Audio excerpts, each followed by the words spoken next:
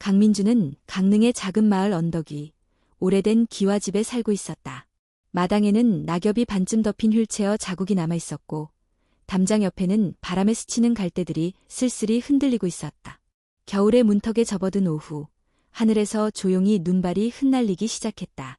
강민주는 낡은 전기난로 옆에서 무릎 위에 담요를 덮고 앉아 바깥 풍경을 오래도록 바라보았다. 그의 오른쪽 다리는 무릎 아래가 없었다. 열세 전 중학교 체육교사였던 그는 학생 하나를 교통사고에서 구하려다 스스로 차량에 부딪혔다. 그날 이후 그는 더 이상 운동장을 뛸 수 없었다. 병원에서 의사는 덤덤하게 말했다. 다리를 살리는 것보다 생명을 지키는 것이 먼저였습니다. 의사의 말은 맞았다. 하지만 민주는 그날 이후 자신 안에 어떤 것도 살아있지 않은 것 같았다. 처음 몇 년간 그는 극심한 우울과 분노에 시달렸다. 새벽마다 땀에 젖은 이불 속에서 깨어났고 식욕은 사라졌으며 지인들과의 연락도 끊겼다. 교사로서의 삶, 운동을 사랑했던 일상, 학생들과의 소통은 모두 과거형이 되었다. 오직 시간만이 남아 있었고 그것은 잔인할 만큼 느리게 흘렀다. 그러던 어느 날 민주는 우연히 동네 어린이 도서관 자원봉사 요청 공고를 보게 되었다. 누군가가 필요하다는 말에 이끌려 그는 처음으로 휠체어를 타고 마을을 내려갔다. 그곳에서 만난 아이들은 그를 두려워하지 않았다. 오히려 민준 선생님이라 부르며 먼저 다가와 손을 내밀었다. 그날 민주는 오래간만에 미소를 지었다. 그 후로 그는 매일같이 도서관에 나가 책을 읽어주고 아이들의 이야기를 들어주었다. 여전히 다리가 아팠고 계절은 변해도 마음 한켠은 차가웠지만 아이들의 웃음소리는 그의 귓가에 봄처럼 맴돌았다. 그날도 마찬가지였다. 오전에 도서관에서 동화책을 읽어준 후 그는 조용히 언덕 위 집으로 돌아와 있었다. 창밖에는 첫눈이 내리고 있었다. 민주는 그 눈이 반가우면서도 조금은 두려웠다. 첫눈은 늘 어떤 시작을 의미했지만 자신에게 시작이란 더 이상 존재하지 않는 단어처럼 느껴졌기 때문이다. 바로 그때였다. 대문 쪽에서 노크 소리가 들렸다. 민주는 휠체어를 밀며 천천히 마루로 나갔다. 대문을 열자 붉은 목도리를 두른 젊은 여자가 서 있었다. 그녀는 숨을 고르며 인사했다. 안녕하세요. 저는 서울에서 온 한서연이라고 해요. 이번 겨울 방학 동안 이 마을 어린이 도서관에서 자원봉사를 하게 되었어요. 민주는 잠시 말을 잊었다. 그녀는 겨울하늘 아래서도 따뜻해 보였다. 말투는 조심스러웠지만 눈빛에는 단단함이 있었다. 들었습니다. 선생님이 도서관에서 아이들 돌봐주신다고요. 저도 함께하게 되어 기쁩니다. 민주는 고개를 끄덕이며 그녀를 집 안으로 들이지는 않았지만 짧게 인사를 나눴다. 그녀가 돌아선 후 그는 문을 닫으며 오래도록 생각에 잠겼다. 누군가의 발걸음이 다시 자신의 삶에 닿았다는 사실이 낯설고 조금은 두려웠다. 그날 밤 민주는 책상에 앉아 오래된 일기장을 꺼냈다. 마지막으로 글을 쓴 것은 3년 전이었다. 그는 조심스레 펜을 들어 이렇게 적었다. 오늘 눈이 왔다. 그리고 누군가 문을 두드렸다. 아주 오랜만에. 민주는 펜을 내려놓고 창밖을 바라보았다. 하얀 눈은 여전히 조용히 그러나 끈질기게 세상을 덮고 있었다. 어쩌면 이번 겨울은 조금 다를지도 모르겠다. 한서연은 도서관의 창가 자리에 앉아 있었다. 그녀의 앞에는 어린아이 셋이 앉아 있었고 각각 손에 그림책을 들고 있었다.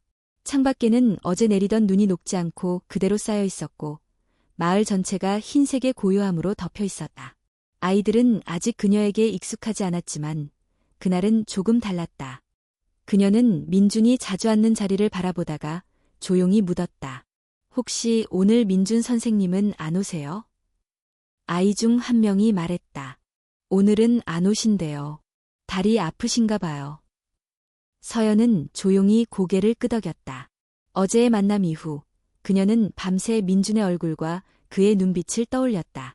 그는 담담해 보였지만 그 안에 담긴 무언의 거리감은 쉽게 넘을 수 있는 벽이 아니었다. 그러나 이상하게도 그 벽이 서연의 마음을 자꾸만 당기고 있었다. 서연은 서울에서 태어나고 자랐다. 대도시의 빠르고 냉정한 흐름 속에서도 그녀는 늘 따뜻하고 다정한 사람이 되고 싶었다. 그래서 교사가 되었고 방학이 되면 도시를 떠나 시골 아이들과 시간을 보내곤 했다. 강릉은 처음이었지만 이상하게도 낯설지 않았다. 아니, 어쩌면 이곳에서 뭔가 자신도 모르는 인연을 마주할 것 같은 예감이 있었다. 다음 날, 민주는 도서관에 나타났다. 그의 얼굴은 조금 더 창백해 보였고 어깨에는 얇은 니트 머플러가 감겨 있었다. 아이들은 반가운 듯 달려갔다. 선생님, 선생님 오늘은 책 읽어줘요. 그는 아이들 머리를 쓰다듬으며 웃었다. 오늘은 내가 좋아하는 이야기 하나 읽어줄게. 서연은 조용히 그 모습을 바라보다가 다가갔다. 안녕하세요. 다시 만나서 반가워요. 민주는 서연을 잠깐 바라보다 고개를 숙였다. 저도요. 어제는 불쑥 찾아와서 죄송했어요. 아니요. 오히려 제가 감사했어요. 이 마을에서 따뜻한 첫인상을 남겨주셨거든요. 그녀의 말에 민주는 잠시 말을 잊었다. 따뜻한 인상이라는 단어가 낯설게 느껴졌다. 자신의 존재가 누군가에게 그렇게 비춰졌다는 사실이 어색했다. 그날 이후 서연과 민주는 도서관에서 자주 마주쳤다. 처음엔 짧은 인사와 날씨 이야기뿐이었지만 시간이 지나면서 둘은 자연스럽게 서로의 존재에 익숙해져 갔다. 아이들이 떠난 후 책을 정리하며 나누는 대화는 점점 길어졌고 서로의 삶에 대해 조금씩 나누게 되었다. 어느 날 서연이 물었다. 선생님은 원래 도서관에서 일하신 건 아니시죠? 민주는 책장을 정리하던 손을 멈췄다. 그는 조용히 앉아있던 휠체어의 팔걸이를 한번 쥐었다가 풀었다. 맞아요. 예전엔 중학교 체육교사였어요. 서연은 놀란 듯한 눈으로 그를 바라보았다. 정말요? 그럼 지금은? 지금은 그냥 아이들 옆에 있는 사람이에요. 그의 목소리는 담담했지만 그 안에는 설명할 수 없는 깊이가 담겨 있었다. 서연은 더 이상 묻지 않았다. 대신 조용히 말했다. 아이들은 선생님을 정말 좋아하더라고요. 민주는 미소를 지었지만 눈은 창밖을 바라보고 있었다. 창밖엔 햇살이 내리고 있었고 눈은 서서히 녹고 있었다. 며칠 뒤 도서관에서는 작은 동화극 행사가 열렸다. 아이들이 직접 종이 인형을 만들고 짧은 극을 꾸며 발표하는 자리였다. 서연은 전체 진행을 맡았고 민주는 배경음악과 음향을 도왔다. 행사날 마을 사람들도 하나둘 찾아와 도서관은 북적였다. 행사가 끝난 후 서연은 민준에게 다가가 말했다. 오늘 아이들이 너무 잘했죠? 선생님 덕분이에요. 민주는 고개를 저었다. 아이들이 잘한 거죠. 난 그저 그 옆에 있었을 뿐이에요. 그렇게 말하지 마세요. 옆에 있어주는 사람이 얼마나 소중한데요. 그 말에 민주는 처음으로 서연의 눈을 오래 바라보았다. 그 눈은 그를 동정하는 눈이 아니었다. 판단하지도 기대하지도 않았다. 그저 있는 그대로의 민준을 보고 있었다. 그날 밤 민주는 다시 일기장을 꺼냈다. 그녀는 나를 있는 그대로 바라봤다. 오랜만에 내가 살아있다는 감각이 들었다. 그는 펜을 내려놓고 조용히 창밖을 바라보았다. 하늘은 맑았고 별빛이 강릉의 지붕 위를 은은히 덮고 있었다. 강민준의 마음속 어딘가에도 오래 잠들어 있던 온기가 다시 피어나고 있었다. 초겨울의 강릉은 유난히 고요했다. 해가 지고 나면 거리엔 사람보다 바람이 먼저 스쳐 지나갔다. 그날도 바람은 차가웠지만 도서관 안은 아이들과 책, 그리고 웃음으로 따뜻했다. 민주는 서연 옆에서 작은 테이블 위에 놓인 그림책을 정리하고 있었다. 그들은 말없이 손을 움직이고 있었지만 그 사이엔 편안한 침묵이 흘렀다. 두 사람 사이에 더 이상 불편한 거리감은 느껴지지 않았다. 어느새 그들은 서로의 리듬에 익숙해져 있었다. 책을 정리하던 중 서연이 불쑥 물었다. 선생님은 왜 여기로 오셨어요? 서울에서 체육 선생님을 하셨다면서요. 민주는 고개를 들지 않고 책 표지를 가만히 쓰다듬었다. 처음엔 그냥 도망치고 싶었어요. 사람도, 기억도, 내 삶도. 서연은 조용히 그의 옆에 앉았다. 민주는 말을 이었다. 하지만 이곳에 오고 나서야 비로소 멈춰 설 수 있었어요. 그리고 다시 시작할 수 있을까 생각하게 됐죠. 그는 자신의 휠체어를 잠시 바라봤다. 여기선 사람들이 나를 장애인이라고 먼저 보지 않아요. 그게 고마워요. 날 그냥 민준 선생님이라고 불러주는 게 참. 그는 말을 마치지 못하고 고개를 돌렸다. 그 순간 서연은 가만히 말했다. 사실 저는 선생님이 휠체어에 앉아 있는 걸 처음 봤을 때도 그게 특별하다고 생각하지 않았어요. 민주는 천천히 그녀를 바라보았다. 그녀의 눈은 흔들림이 없었다. 어쩌면 이상하게 들릴 수도 있지만 저는 선생님을 보면서 휠체어가 보이지 않았어요. 그보다는 선생님의 눈빛이 먼저 다가왔거든요. 그 말에 민준의 가슴 한쪽이 서서히 풀어지는 듯했다. 오랜 시간 쌓였던 두려움과 거절당할지도 모른다는 불안이 눈 녹듯 사라지는 기분이었다. 그날 이후 민주는 자신도 모르게 서연을 기다리게 되었다. 그녀가 도서관에 들어서는 소리, 아이들과 웃는 목소리, 책을 넘기는 손짓. 그런 모든 사소한 장면들이 민준의 일상에 스며들었다. 하루는 도서관 문을 닫고 집으로 돌아가는 길, 서연이 먼저 입을 열었다. 선생님, 이번 주말에 인제에서 작은 교육 세미나가 열려요. 아이들 관련 프로그램이 있어서요. 혹시 함께 가보실래요? 민주는 망설였다. 외출은 그의 일상에서 쉬운 일이 아니었다. 특히 낯선 장소, 낯선 사람들 사이에서는 더욱 불편했다. 하지만 그는 고개를 끄덕였다. 같이 가죠. 그 대답은 짧았지만 그의 마음속엔 작은 결심이 자라나고 있었다.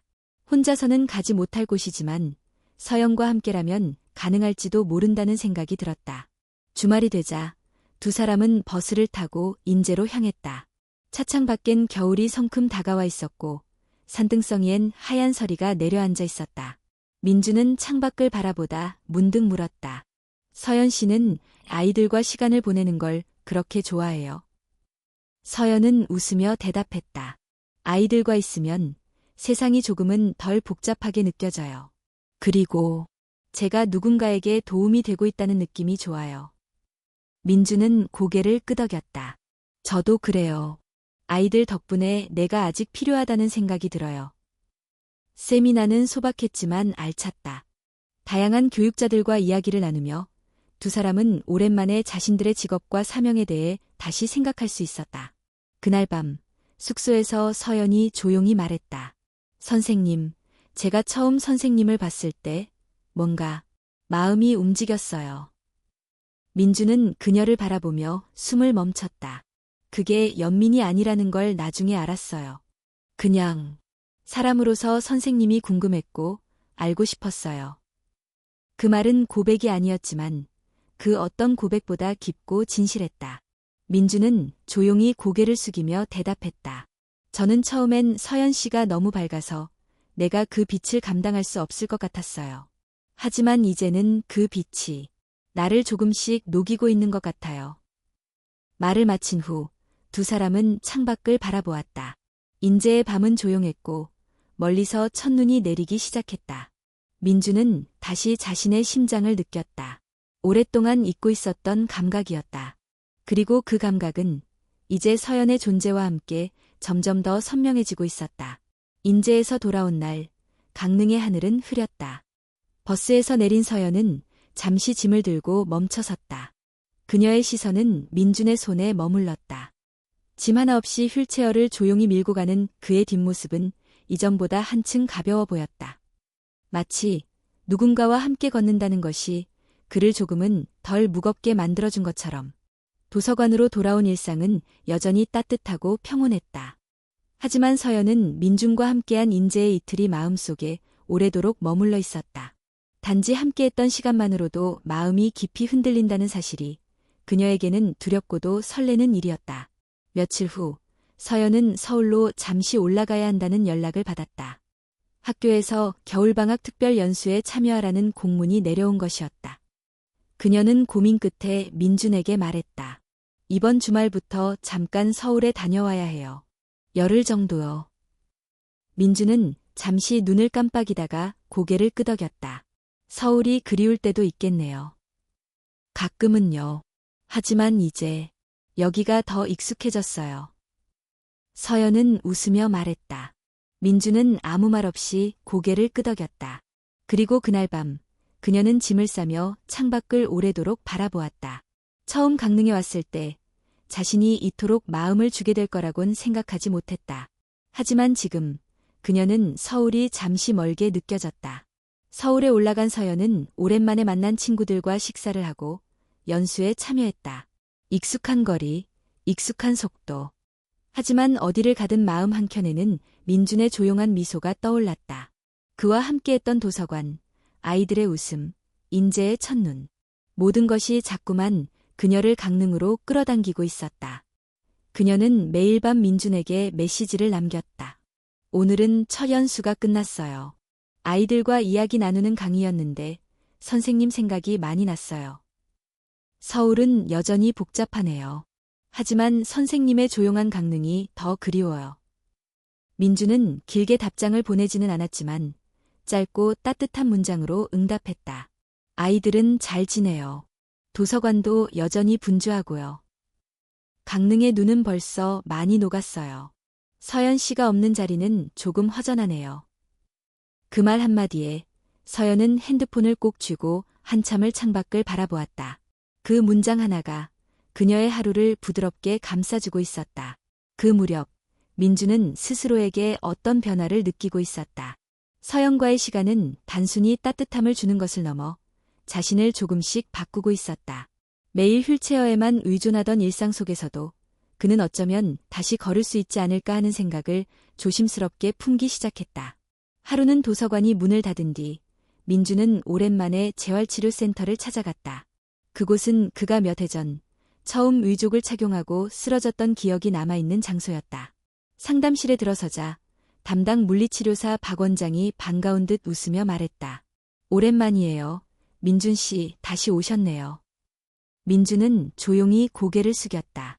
한 번 더 해보려고요. 이번엔 이유가 있어요. 박 원장은 의아해하면서도 더 이상 묻지 않았다. 그는 민준의 시선을 보며 깨달았다.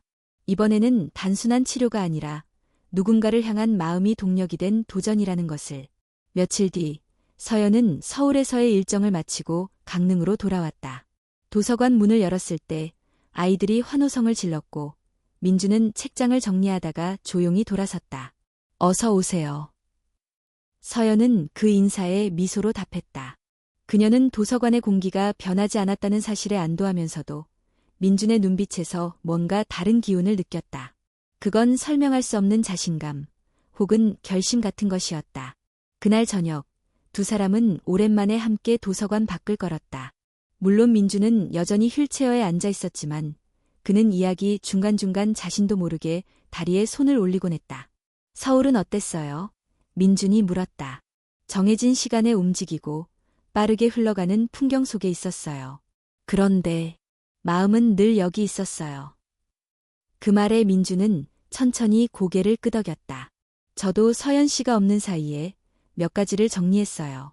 그리고 새로운 목표도 생겼고요. 서연은 놀란 눈으로 그를 바라보았다. 무슨 목표요? 민주는 길게 숨을 들이켰다. 언젠가 제가 걸어서 당신 옆에 서는 날이 오면 좋겠다는 생각이 들었어요. 그 말에 서연은 한동안 아무 말도 하지 못했다. 그녀의 눈동자에는 놀람과 감동이 섞여 있었고 그 끝엔 조용한 눈물이 맺혔다.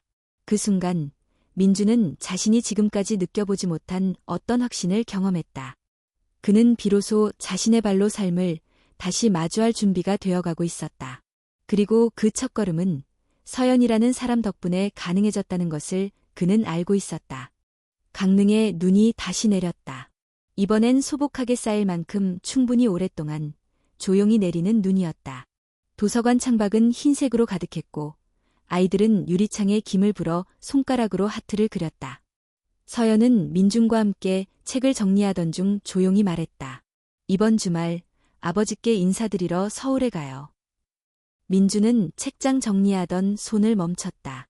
잠시 말을 잇지 못하던 그는 천천히 고개를 들었다. 아버지께 저를 소개하시려는 건가요?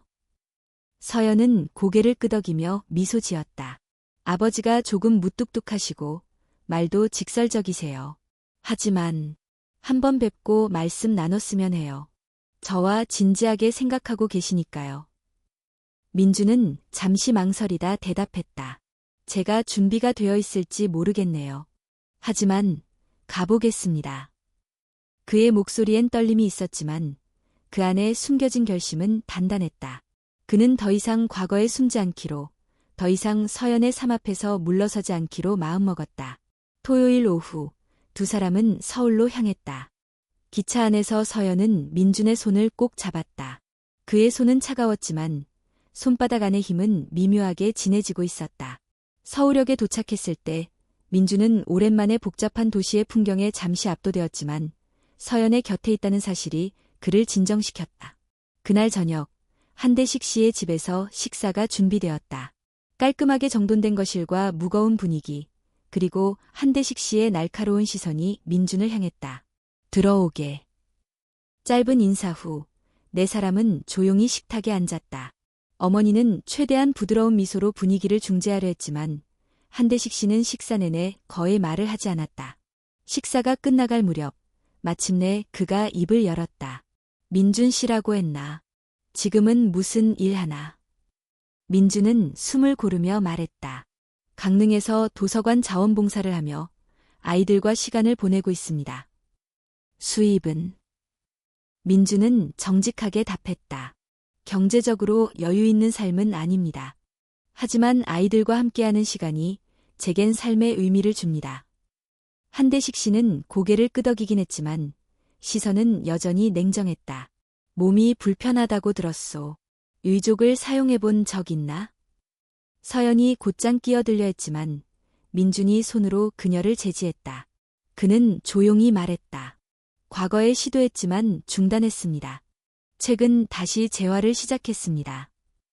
그럼 언제쯤 걸을 수 있을 것 같나? 민준은 대답 대신 잠시 한대식 씨를 바라보았다. 그리고 천천히 말했다. 그건 아직 모릅니다. 하지만 확실한 건 저는 멈추지 않을 겁니다. 잠시 정적이 흘렀다. 한대식 씨는 눈길을 피하지 않고 민준을 바라봤다. 둘 사이엔 어떤 보이지 않는 기류가 지나갔다. 서연이는 아버지로서 내가 아끼는 딸이야. 그녀가 어떤 사람과 평생을 함께할지 내 입장에선 철저히 봐야 해. 민준은 고개를 끄덕였다. 저도 잘 알고 있습니다. 그래서 이 자리에 왔고, 그래서 더 노력하고 싶습니다. 그의 말에 담긴 진심은 방 안의 공기를 바꾸었다. 한대식 씨는 대답하지 않고 조용히 식탁에서 일어났다. 그날 밤 서연은 민준과 함께 밖으로 나왔다. 겨울의 서울거리는 차갑고 환했다. 미안해요. 아버지가 원래 그러세요. 하지만 시간이 지나면. 민준은 그녀의 말을 끊고 고개를 저었다. 괜찮아요. 오히려 감사했어요. 제 자신을 더 단단히 확인할 수 있었어요. 후회하지 않아요? 아니요. 오히려 이런 날이 필요했는지도 몰라요. 그날 이후 민준은 더 자주 재활치료센터를 찾았다. 그는 새로운 의족을 맞췄고 의사의 지도로 균형 잡는 법을 다시 익혔다. 휠체어 없이 서 있는 연습은 고통스러웠지만 그는 포기하지 않았다. 매일 저녁 도서관이 문을 닫은 후 그는 조용히 체육관 바닥을 한 걸음 걸었다.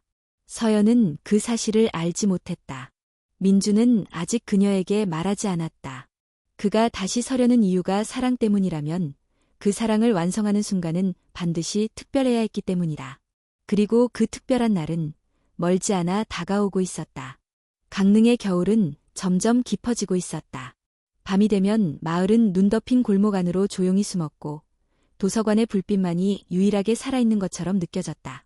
민주는 도서관 문을 닫은 뒤 매일같이 강릉 재활센터로 향했다. 그곳 체육실 안 낡은 벽시계와 희미한 조명 아래서 그는 말없이 연습을 반복했다. 그가 처음 의족을 다시 착용했을 때 몸은 전혀 준비가 되어 있지 않았다. 균형을 잃고 넘어졌고 금방 숨이 차올랐다. 다리는 비명을 질렀고 땀은 등을 타고 흘러내렸다. 그는 바닥에 엎드린 채 한참을 움직이지 못했다. 오늘은 여기까지 할까요? 박 원장이 조심스럽게 물었을 때 민주는 이를 악물고 고개를 저었다. 아니요. 아직. 한 걸음 더. 그의 목소리는 거칠고 단호했다. 몸은 쓰러져 있었지만 그의 의지는 일어설 준비가 되어 있었다. 그날 이후 민주는 매일같이 체육실 바닥에 선을 긋듯 한 걸음을 그려나갔다. 아무도 보는 이 없는 그 공간에서 그는 조용히 싸우고 있었다. 넘어지고 일어나고 다시 넘어지는 일을 반복하면서도 그는 결코 포기하지 않았다. 서연은 그런 민준의 비밀을 아직 알지 못했다. 그녀는 여전히 도서관에서 아이들과 시간을 보내며 민준과 소소한 일상을 나누고 있었다. 그녀는 문득 민준의 표정이 가끔 깊은 고요함에 잠겨 있는 것을 느꼈지만 그것이 고통인지 희망인지 분간하기 어려웠다. 어느 날 도서관에서 아이들을 데리고 겨울 동화 읽기 행사를 준비하던 중 서연은 무심코 말했다. 선생님, 요즘 많이 피곤해 보이세요. 괜찮으세요? 민주는 잠시 멈칫했다가 부드럽게 웃었다. 괜찮아요. 오히려 몸이 더 건강해지는 느낌이에요. 서연은 고개를 갸웃했지만 더 묻지 않았다. 그녀는 민준이 자신을 드러내지 않는 사람이라는 걸 알고 있었다. 그가 준비되었을 때 언젠가는 스스로 말을 꺼낼 거라 믿고 있었다. 며칠 뒤 민준은 재활센터에서 평형대를 걷는 연습을 하다가 심하게 넘어진다.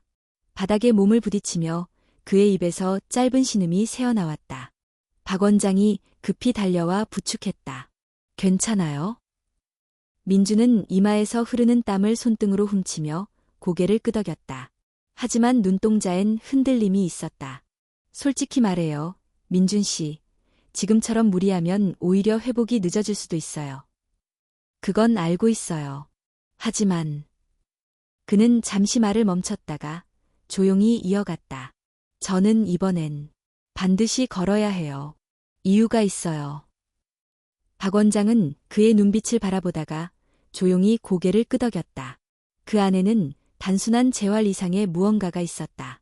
누군가를 위한 간절함, 어떤 순간을 위해 준비하는 결의. 그는 그 감정을 알아봤다. 그날 밤 민주는 집으로 돌아와 조용히 일기장을 펼쳤다. 그는 잠시 펜을 든 채 망설이다가 적었다. 내일은 2걸음. 그리고 다음 주엔 3걸음. 그 다음엔 그녀 앞에서. 그는 조용히 펜을 놓고 창밖을 바라보았다. 눈은 멈추지 않고 내리고 있었고 그 속에서 마음도 무언가를 기다리는 듯 흔들리고 있었다. 며칠 뒤 도서관에서 작은 행사가 열렸다. 마을 사람들과 아이들이 모두 모여 그림책 발표회를 하는 날이었다. 민주는 준비를 마친 뒤 조용히 무대 뒤편에 앉아 있었다. 서연이 다가와 물었다. 무대 뒤에 계시네요. 앞쪽 자리는 비어 있어요. 괜찮아요. 여기서 아이들 모습 잘 보여요. 서연은 고개를 끄덕이며 그의 옆에 잠시 앉았다. 요즘 선생님 뭔가 달라졌어요. 예전보다 눈빛이 더 단단해졌달까요? 민주는 웃지 않았다. 대신 그녀를 바라보며 말했다. 나중에 말해줄게요. 아직은 조금만 더 시간이 필요해요. 그날 발표회는 성공적으로 마무리되었다. 아이들은 환하게 웃었고 부모들은 박수를 아끼지 않았다. 그 풍경을 바라보며 민주는 조용히 속삭였다. 조금만 더. 그날 밤 그는 다시 체육실로 향했다. 그날의 목표는 5걸음. 그는 숨을 고르고 의족을 고정한 뒤 한 걸음씩 바닥을 눌렀다. 하나, 둘, 셋. 4번째 걸음에서 균형이 흔들렸지만 그는 넘어지지 않았다. 5번째 걸음을 디디고 나서야 비로소 멈췄다. 숨이 거칠게 가빠졌지만 그는 미소를 지었다. 됐어. 그의 귓가에는 서연의 목소리가 메아리 쳤다. 선생님, 저는 선생님이 휠체어에 있어도 서 있어도 그대로의 모습이 좋아요. 그 말은 고통스러운 재활의 밤마다 그를 다시 일으켜 세웠다. 그리고 이제 그는 그 말에 응답할 준비를 하고 있었다.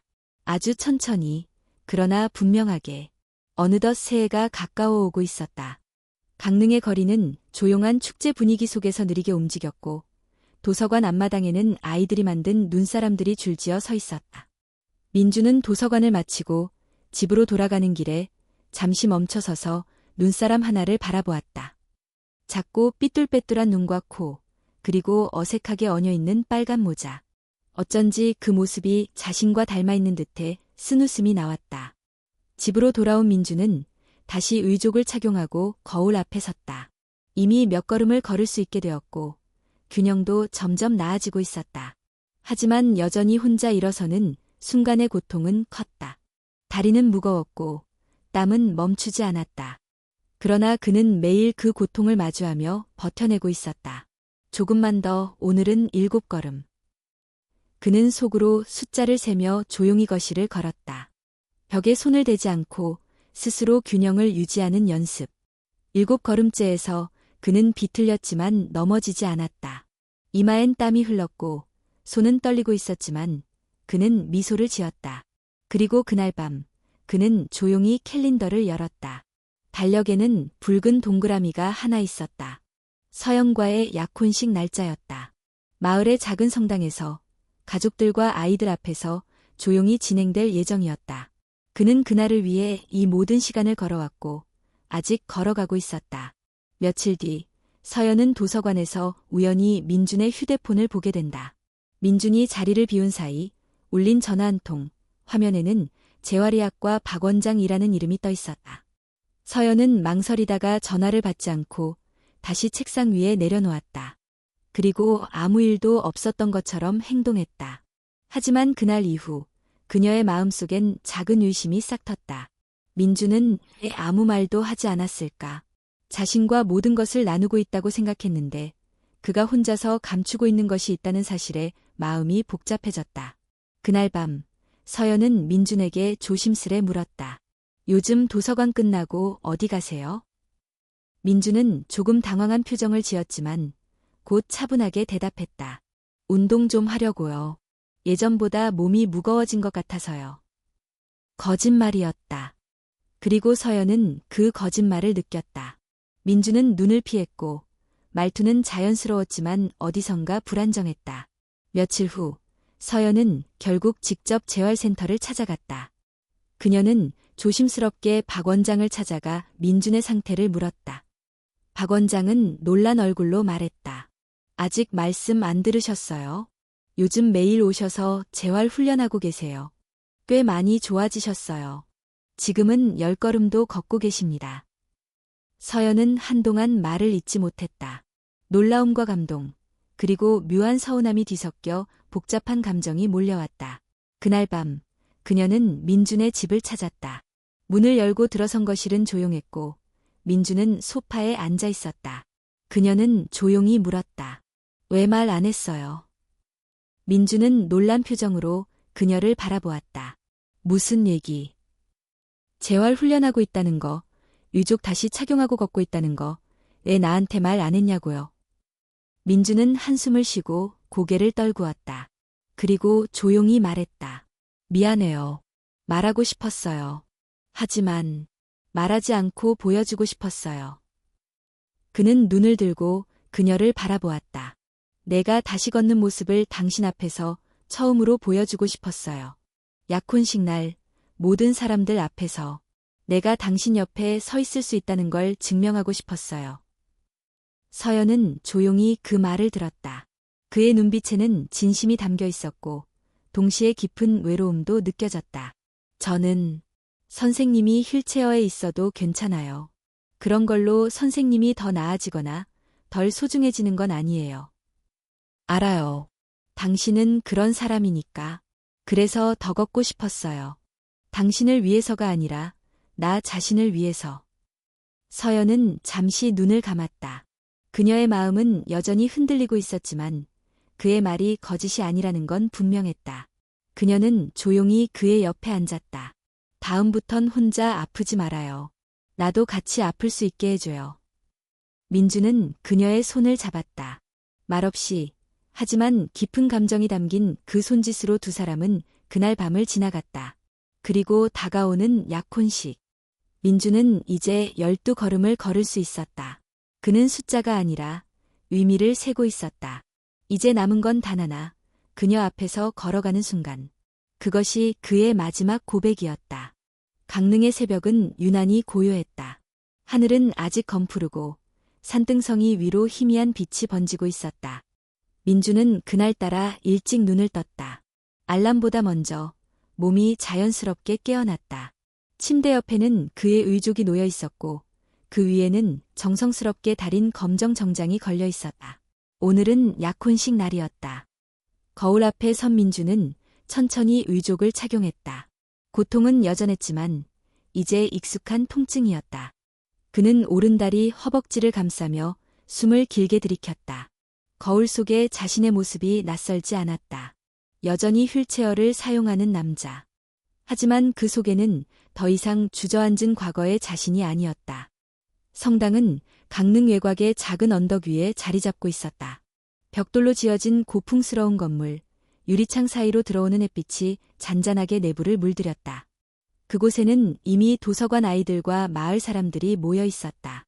서연의 부모님도 조용히 자리를 잡고 있었고 박 원장도 뒷자리에 앉아 있었다. 서연은 대기실에서 하얀 원피스를 입고 있었다. 단정하고 소박한 차림새였지만 그녀의 미소는 그 어떤 장식보다 빛났다. 어머니는 조용히 딸의 머리칼을 다듬어주며 속삭였다. 행복하니? 서연은 고개를 끄덕이며 대답했다. 네, 정말로요. 그 순간 성당 안에는 파이프 오르간의 음악이 울려 퍼지기 시작했다. 모두의 시선이 입구로 향했다. 신부가 들어오는 줄 알았던 그 순간 정문이 열리고 등장한 사람은 민준이었다. 그는 휠체어가 아닌 두 다리로 서 있었다. 천천히, 아주 천천히, 한 걸음, 또 한 걸음. 그의 발은 바닥을 단단히 딛고 있었고 균형은 완벽하지 않았지만 흔들리지 않았다. 마치 수십 번, 수백 번 연습한 듯한 걸음이었다. 성당 안은 숨소리조차 들리지 않았다. 모두가 그 순간을 지켜보고 있었다. 아이들조차 말없이 입을 다물고 있었다. 민주는 눈을 들어 앞을 바라보았다. 그곳에는 서연이 있었다. 그녀의 눈에는 이미 눈물이 고여 있었다. 민주는 마지막 한 걸음을 내디뎠고 서연 앞에 멈춰섰다. 그는 떨리는 목소리로 말했다. 약속했잖아요. 당신 앞에서 내 발로 서겠다고. 서연은 말을 잃었다. 그녀는 민준의 얼굴을 바라보다가 조용히 그의 손을 잡았다. 그리고 속삭였다. 지금 이 순간 내 인생에서 가장 아름다워요. 그들은 서로를 바라보며 웃었다. 눈물 속에서도 웃을 수 있다는 사실을 그들은 그날 처음으로 진심으로 깨달았다. 서약식은 간단하게 진행되었다. 성당 안을 가득 채운 것은 긴 말보다 조용한 감동이었다. 민주는 짧은 맹세의 말을 끝내고 휠체어에 앉았다. 아직 오랫동안 서 있기에는 무리였다. 하지만 그는 이미 충분히 증명해냈다. 몸이 아니라 마음으로, 의지로. 행사가 끝난 뒤 성당 앞에서 사진을 찍는 시간이 이어졌다. 아이들은 민준 주위로 몰려와 말했다. 선생님, 진짜 걸었어요. 진짜요. 선생님 최고예요. 민주는 웃으며 아이들의 머리를 쓰다듬었다. 서연은 옆에서 그 모습을 바라보며 조용히 속으로 말했다. 이 사람과 함께라면 어떤 계절도 두렵지 않다. 그날 저녁, 서연과 민주는 바닷가 근처의 작은 찻집에서 단둘이 앉아 있었다. 유리창 너머로 바다의 달빛이 잔잔하게 번지고 있었고 두 사람 사이에는 따뜻한 차 한 잔과 말없는 평화가 흘렀다. 민주는 천천히 말을 꺼냈다. 사실 처음 당신을 만났을 때 나는 아무것도 기대하지 않았어요. 누군가가 날 바라보는 것조차 부담스러웠죠. 그런데 당신은 이상하게도 나를 장애인으로 보지 않았어요. 아니, 그런 말조차 불필요한 사람처럼 행동했죠. 서연은 조용히 미소 지었다. 왜냐면 저는 당신을 사람으로 봤거든요. 그 어떤 수식어도 필요 없는 사람. 민주는 고개를 끄덕이며 창밖을 바라보았다. 겨울바다는 여전히 차가웠지만 그의 마음속에는 봄 같은 감정이 피어오르고 있었다. 나는 오늘 평생 기억할 거예요. 당신 앞에 걸어갔던 그 순간. 그건 나에게 단순한 걸음이 아니라 다시 태어난 느낌이었어요. 서연은 그의 손을 잡으며 말했다. 이제는 함께 걸어요. 한 걸음씩, 천천히. 넘어지더라도 함께 일어나면 되니까. 민주는 고개를 끄덕이며 조용히 속삭였다. 그래요. 우리 함께 걸어요. 그리고 그날 밤 강릉의 하늘에는 조용히 눈이 내리기 시작했다. 아무도 말하지 않았지만 모두가 알고 있었다. 그날 내린 눈은 단순한 겨울의 풍경이 아니라 두 사람의 새로운 계절이 시작되었다는 신호였다. 약혼식이 끝난 후 강릉의 시간은 더욱 부드럽고 조용하게 흘러갔다. 마을 사람들은 여전히 도서관에 들러 아이들과 책을 읽었고 민준과 서연은 매일같이 함께 도서관을 열고 닫았다. 하지만 무엇보다 달라진 것은 두 사람이 이제 서로의 삶을 더 깊이 받아들이고 있다는 사실이었다. 민준은 여전히 휠체어를 사용할 때가 많았다. 하지만 필요할 때마다 그는 천천히 일어서 몇 걸음을 걸었고 그럴 때마다 아이들은 조용히 그를 바라보며 박수를 보냈다. 그것은 격려이면서도 존중이었다. 그 누구도 이제 걸을 수 있으니 휠체어를 버리라고 말하지 않았다. 대신 모두가 그가 자신의 속도로 걸어갈 수 있도록 기다려주었다. 서연 역시 달라졌다. 그녀는 민준의 일상 속에 자연스럽게 스며들었고 때로는 도서관 행사에서 때로는 작은 시장에서 두 사람이 함께 있는 모습이 마을의 일상이 되었다. 그렇게 두 사람은 서두르지 않고 조용히 서로의 시간을 맞춰나갔다. 어느 날 저녁 서연은 아버지 한대식 씨로부터 전화를 받았다. 서울에서 오랜만에 가족들이 함께 모이는 자리에 민준을 데려올 수 있겠냐는 것이었다. 아버지가 먼저 그렇게 말씀하셨어요. 정식으로 인사드리고 싶다고요. 서연은 조심스럽게 그 말을 민준에게 전했다. 민준은 잠시 고개를 숙이고 생각에 잠겼다가 천천히 미소 지으며 말했다. 가야죠. 이번엔 피하지 않을게요. 며칠 뒤 두 사람은 다시 서울을 찾았다. 한대식 씨의 집은 이전과 달리 더 따뜻한 분위기였다. 민준은 예에 바르게 인사했고 한대식 씨는 이전처럼 날카로운 말 없이 자리를 권했다. 강릉은 많이 춥겠군. 네, 하지만 마음은 따뜻합니다. 민준의 대답에 어색한 침묵이 흘렀지만 서연의 어머니가 조용히 웃으며 분위기를 풀었다. 식사 자리에서는 자연스럽게 이야기들이 오갔고 민준은 강릉 도서관의 아이들 이야기를 조심스레 들려주었다. 식사가 끝난 후 한대식 씨는 민준을 따로 불러 조용한 응접실로 향했다. 이제 당신도 우리 가족이 될 사람인데 솔직히 이야기하고 싶소. 민준은 고개를 끄덕이며 앉았다. 처음엔 반대했소. 내 딸이 고생할까봐 누굴 탓할 것도 없이 난 그런 사람이었소. 이해합니다. 하지만 내 딸은 당신과 있을 때 가장 편안해 보이더군. 그게 전부요. 민준은 잠시 말을 잃었지만 곧 조용히 대답했다. 서연 씨는 저에게 살아야 할 이유를 주었습니다. 저는 그걸 놓치지 않을 겁니다. 한대식 씨는 아무 말 없이 고개를 끄덕였다. 그리고 옆에 있던 작은 상자를 꺼내 민준에게 건넸다. 이건 내가 예전에 직접 만든 물건이요. 원래는 언젠가 서연이의 배우자에게 주고 싶었는데 줄 사람이 생겨서 다행이요. 민준이 상자를 열어보니 정갈하게 다듬어진 나무 상자 안에 작은 은재 브로치가 들어있었다. 그 중앙에는 함께 걷는 길이라는 한자가 새겨져 있었다. 그 순간 민준의 가슴 깊은 곳에서 무언가가 뭉클하게 올라왔다. 그는 고개를 숙여 깊이 인사했다. 감사합니다. 절대 잊지 않겠습니다. 서울에서 돌아오는 기차 안에서 서연은 민준에게 물었다. 아버지랑 무슨 이야기 하셨어요? 민준은 웃으며 대답했다. 이제 우리 가족이래요. 그 말에 서연은 조용히 그의 어깨에 기대었다. 바깥 풍경은 빠르게 지나가고 있었지만 두 사람의 시간은 천천히 흐르고 있었다. 그날 밤 강릉에 도착한 두 사람은 도서관 앞벤치에 잠시 앉았다. 눈이 내릴 듯한 하늘이 어둑하게 내려앉아 있었다. 서연이 조용히 말했다. 이제 정말 같이 사는 게 실감나요. 아침에 일어나면 같이 밥 먹고 도서관 가고 밤엔 같이 걸어오고. 민준은 웃으며 대답했다. 그런 게 진짜 삶이겠죠. 특별하지 않아서 더 소중한. 그럼 이제 어떤 걸음이든 같이 걸어요. 천천히 가더라도 같은 방향이면 돼요. 민준은 고개를 끄덕였다. 그는 더 이상 과거의 자신처럼 누군가의 눈치를 보며 살지 않았다. 지금 그는 자신의 길을 서연과 함께 걸어가고 있었다. 바로 그때 하늘에서 조용히 눈이 내리기 시작했다. 흩날리는 작은 눈송이들이 두 사람의 어깨 위로 내려앉았고 강릉의 거리는 다시 하얀 이불을 덮은 듯 평온해졌다. 민주는 천천히 서연의 손을 잡았다. 서로의 온기를 느끼며 말없이 그 순간을 바라보았다. 눈송이처럼 조용하고 단단한 시간. 그들이 함께하는 겨울은 그렇게 완성되어 가고 있었다. 봄이 왔다. 긴 겨울을 지나 강릉에도 드디어 햇살이 길어지기 시작했다.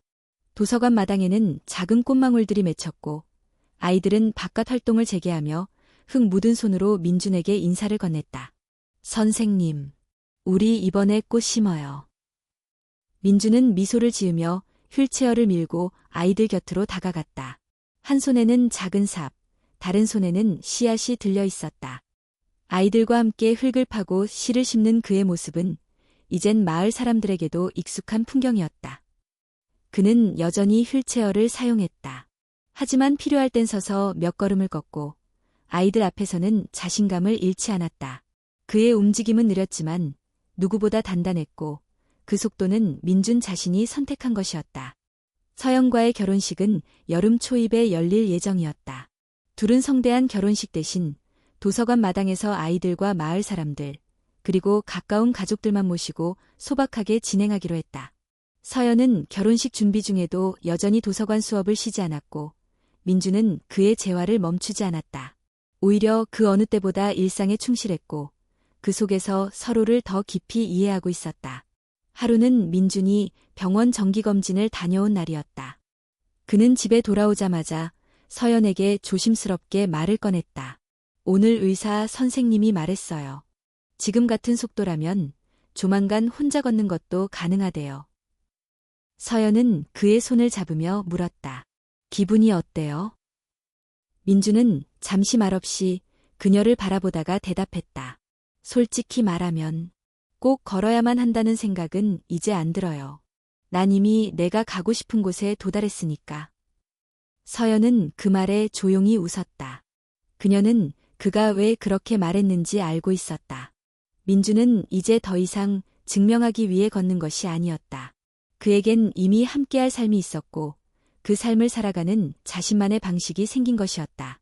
결혼식 하루 전날 도서관 아이들과 마을 사람들이 모여 작은 무대를 꾸몄다.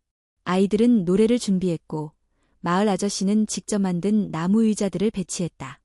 박 원장도 서울에서 내려와 바쁘게 손을 보탰다. 그리고 드디어 결혼식 날. 맑은 하늘, 적당히 부는 바람, 들꽃 냄새가 배어있는 도서관 마당. 서연은 흰 원피스를 입고 민주는 검은 정장을 입었다. 그는 휠체어에 앉은 채 입장했다. 모두가 일어나 그를 바라봤다. 그리고 바로 그 순간 민주는 조용히 휠체어에서 일어섰다. 모두가 숨을 죽였다. 그는 준비된 간이 통로 위를 조심스럽게 그러나 뚜렷하게 걸었다. 3걸음, 5걸음, 7걸음. 마침내 서연 앞에 멈춰섰다. 그의 숨은 거칠었고 이마엔 땀이 맺혔지만 눈빛은 단단했다. 민주는 서연의 손을 잡으며 조용히 말했다. 나는 오늘 당신과 함께 이 길을 걷겠다고 약속합니다. 앞으로 몇 걸음이 남아있든 그 길이 어떤 길이든. 서연은 그의 손을 꼭 쥐고 대답했다. 나는 당신이 어떤 속도로 걸어도 항상 옆에 있을 거예요. 우리가 함께 있는 한 그 속도가 우리의 삶이에요. 사람들은 눈물을 닦았고 아이들은 작게 환호했다. 작은 마당은 그날 하루 세상에서 가장 따뜻한 결혼식장이 되었다. 결혼식 후 해가 지기 전 민준과 서연은 도서관 옥상에 올라섰다. 두 사람은 나란히 앉아 붉게 물든 하늘을 바라보았다. 처음 여기에 왔을 때 기억나요? 서연이 물었다. 민준은 고개를 끄덕였다. 도서관 마당에서 첫눈이 내리던 날이었죠. 그때 나는 몰랐어요. 당신이 내 인생에 이렇게 깊이 들어올 줄은. 나도 몰랐어요. 누군가가 날 있는 그대로 봐줄 수 있다는 걸. 서연은 민준의 어깨에 머리를 기대며 말했다. 우린 많은 걸 지나왔죠. 아픔도, 기다림도. 하지만 이제는 하나의 계절을 함께 걸을 수 있어요. 민준은 그녀의 손을 꼭 잡았다. 이제 시작이에요. 우리 둘만의 첫 번째 계절. 해가 지고 별빛이 하늘에 떠오르기 시작했다. 그들은 아무 말 없이 오래도록 그 자리에 앉아 있었다. 그리고 그 순간 민주는 마음속으로 속삭였다. 나는 다리를 잃었지만 다시 일어섰다. 단지 걷기 위해서가 아니라 당신과 함께 살아가기 위해서. 그의 삶은 완전히 달라지지 않았다. 여전히 휠체어는 그의 일부였고 아픔은 남아 있었다. 하지만 이제 그는 알았다. 어떤 속도로 살아가든 그 길에 누군가가 함께 걷고 있다면 그 자체로 충분히 아름답다는 것을. 그리고 그렇게 그들의 진짜 인생이 시작되었다. 천천히, 그러나 누구보다 강하게, 같은 방향을 바라보며.